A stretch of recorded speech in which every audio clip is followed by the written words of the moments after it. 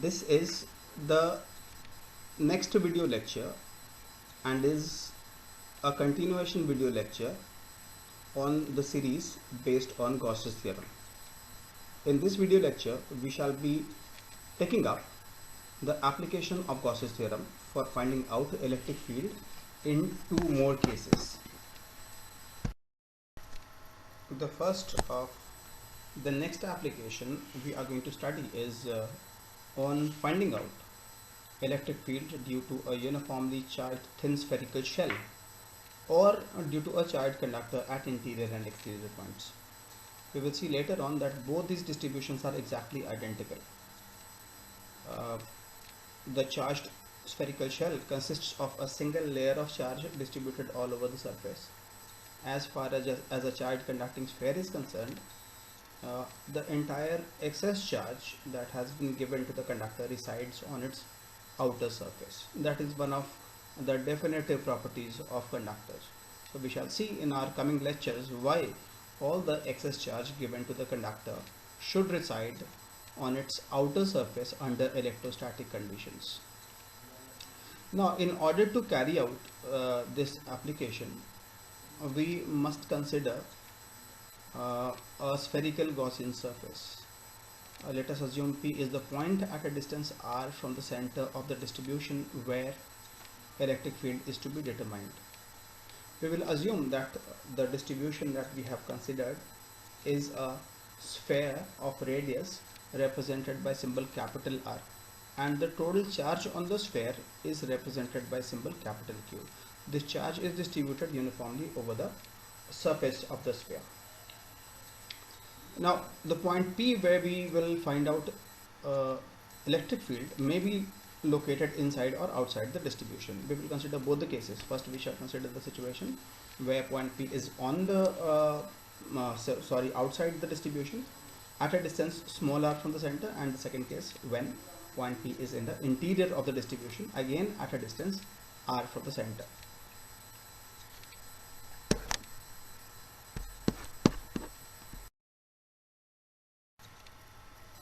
The figure here shows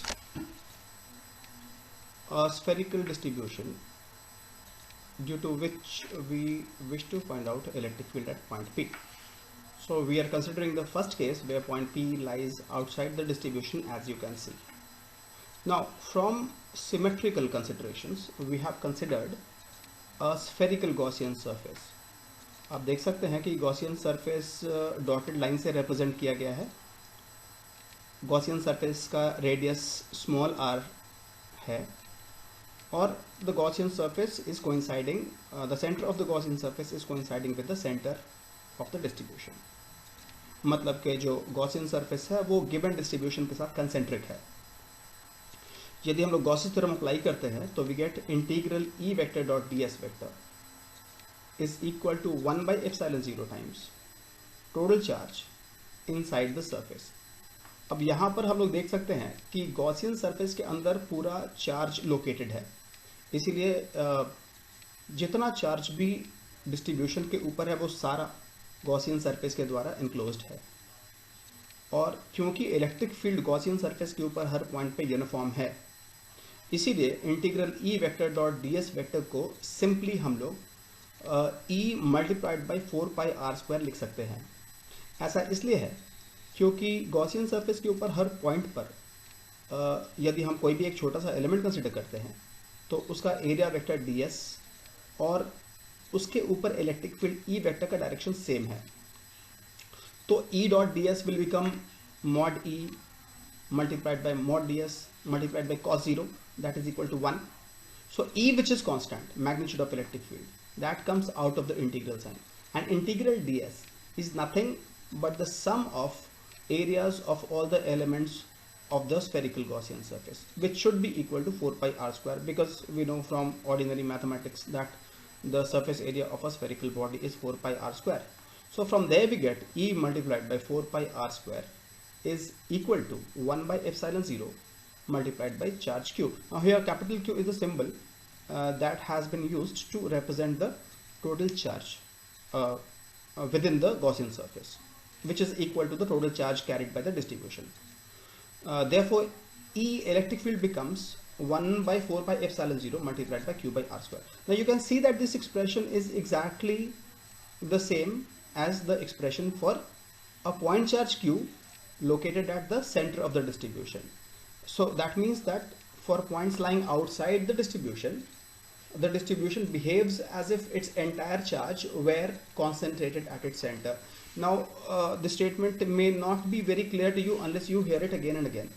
तो आप ऐसा करेंगे कि इस वीडियो को एक बार, दो बार, तीन बार देखिए जब तक आपको ये स्टेटमेंट समझ नहीं आता है, और अगर आपको इसमें कोई डाउट हो तो आप हमसे पूछ भी सकते हैं.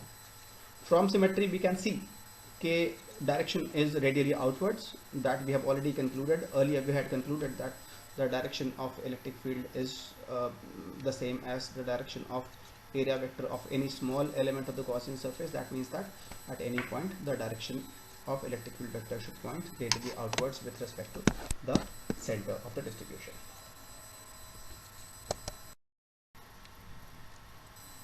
अब हम लोग क्या करेंगे, we will consider the second case, जबकि जो पॉइंट P है जहाँ पे हमको इलेक्ट्रिक फील्ड निकालनी है वो डिस्ट्रीब्यूशन के अंदर लोकेटेड है.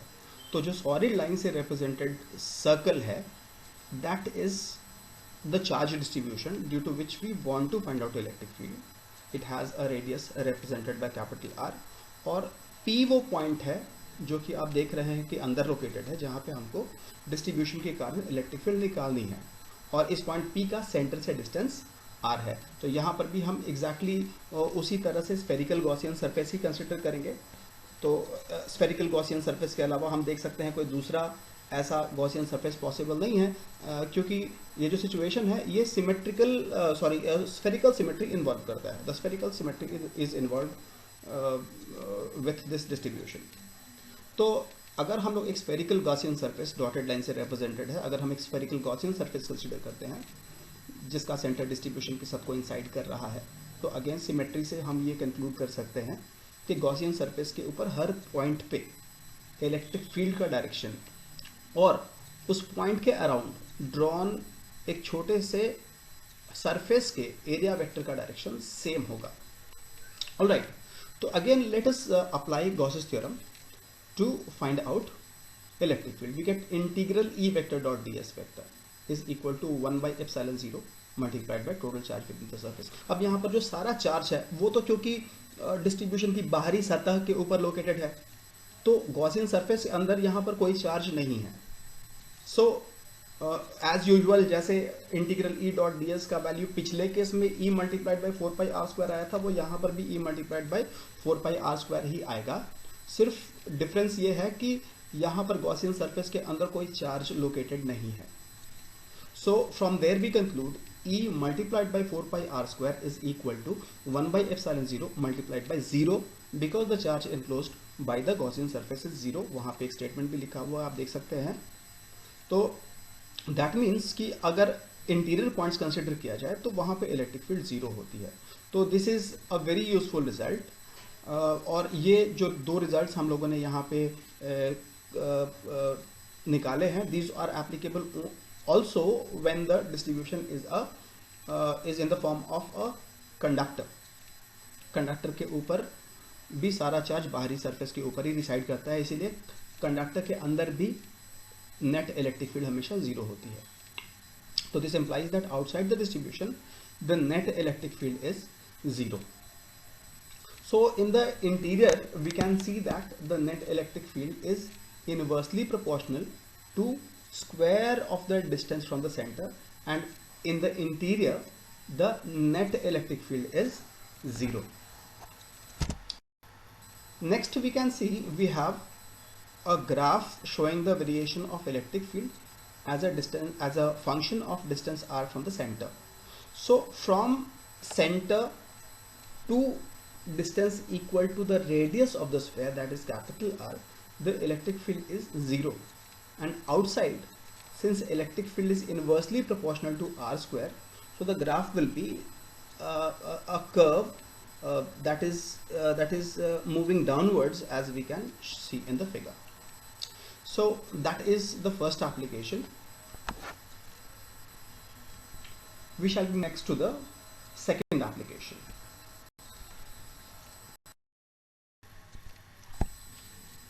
अब हम लोग जो केस कंसिडर करेंगे that is the case of a uniformly charge volume distribution. मतलब यहाँ पर हम एक स्फेरिकल बॉडी कंसिडर करेंगे जिसमें एक finite amount of charge through out the volume uniformly distributed है। तो this case is different from the previous case, क्योंकि वहाँ पे जो चार्ज था वो एक स्फेरिकल बॉडी के ऊपर के सरफेस के ऊपर एक सिंगल लेयर के फॉर्म में यूनिफॉर्मली डिस्ट्रीब्यूटेड था। बट ये कैसा केस है, ये वॉल्यूम डिस्ट्रीब्यूशन है। तो यहाँ पर हम लोग एक इंपॉर्टेंट कंसेप्ट इंट्रोड्यूस करेंगे, the concept of volume charge density. Volume charge density simply means charge per unit volume. तो usually volume charge density is represented by symbol rho, और बिकॉज डिस्ट्रीब्यूशन यूनिफॉर्म है इसीलिए वॉल्यूम चार्ज डेंसिटी का value constant होगा। तो अगर हम लोग अज्यूम करते हैं कि डिस्ट्रीब्यूशन के ऊपर टोटल चार्ज कैपिटल क्यू है और डिस्ट्रीब्यूशन का रेडियस कैपिटल आर से रिप्रेजेंटेड है, तो वॉल्यूम चार्ज डेंसिटी रो का जो वैल्यू होगा that will be equal to Q capital Q divided by 4/3 pi R cube, pi capital R cube, which is the volume of the distribution. तो that is how we express volume charge density, और volume charge density का value यहाँ पे constant होगा। तो जिस point पे हमको इलेक्ट्रिक फील्ड निकालनी है, सपोज पॉइंट P जो कि डिस्ट्रीब्यूशन के सेंटर से डिस्टेंस r पे लोकेटेड है, वो पॉइंट इंटीरियर में भी लाई कर सकता है और एक्सटीरियर में भी लाई कर सकता है। तो consider with the mathematical part.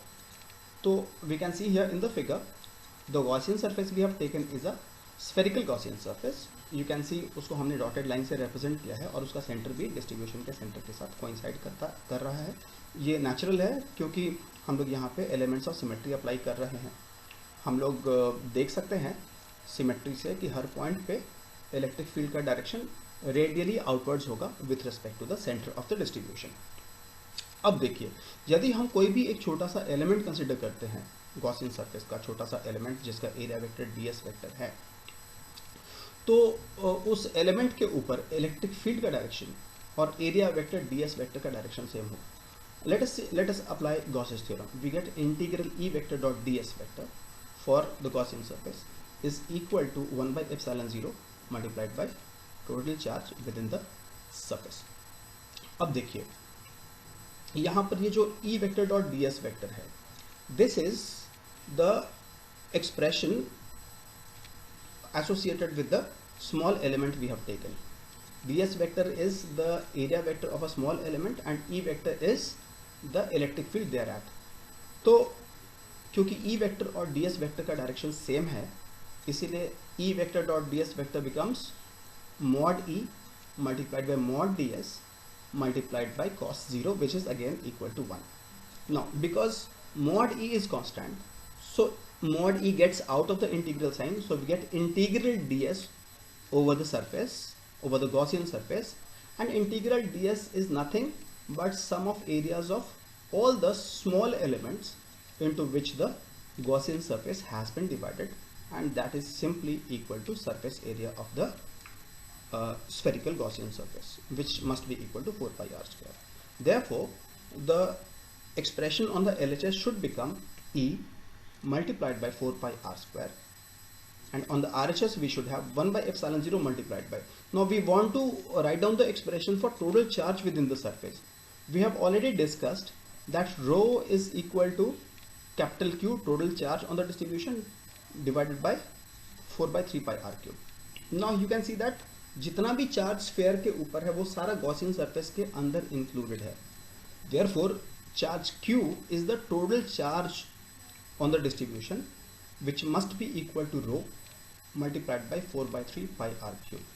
On simplification we get E equal to rho r cube by 3 epsilon naught r square.